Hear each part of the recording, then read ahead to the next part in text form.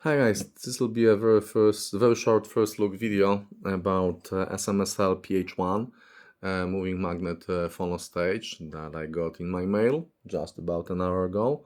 It will be going for a burn-in right now, and to my surprise there is no single review of that I was able to find either on the web or on the YouTube. So let's take a look inside. It's very small. I can easily hold it in my hand.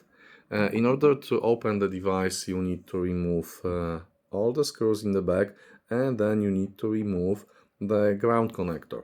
The screws are quite long because they go through all the length of the device, actually depth of the device. And you also need to remove the front knob. Removing of the front knob is not a very easy thing because it's very thin, so there's a problem with grabbing it. So my recommended take would be to use some kind of cloth and then pliers. Cloth and pliers in order not to damage the surface of the knob.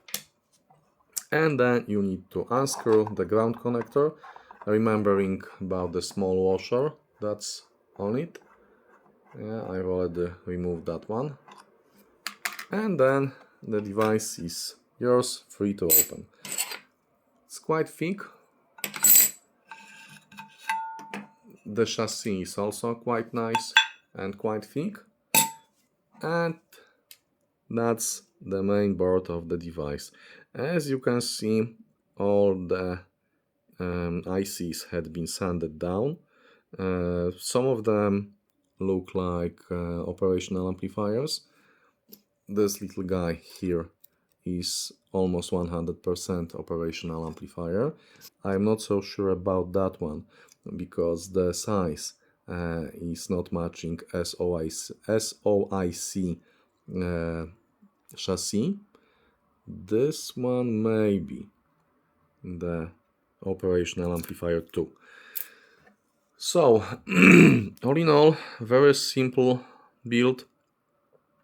A couple of chips sanded down, a set of discrete components, discrete transistors with some electrolytic caps, and some more transistors and electrolytic caps over here. And interestingly, I think this is some kind of custom-made power stabilizer or something like that. I have no idea.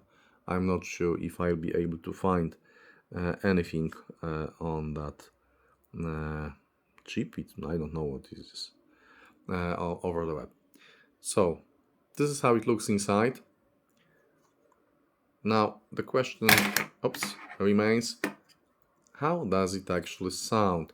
I'll try to do my review as soon as possible because, as I've said, there's no single review that I would be able to find over the web. The unit is powered with 5 volts, so in the box you'll find attached 5 volts USB to barrel connector cable. And that's it.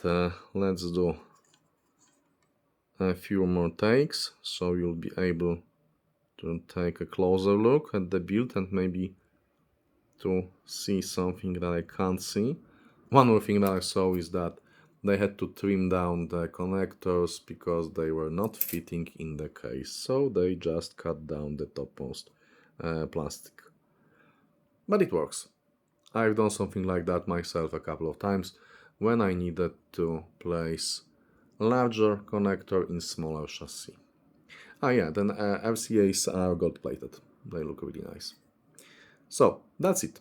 Thanks for watching and stay tuned for the full review.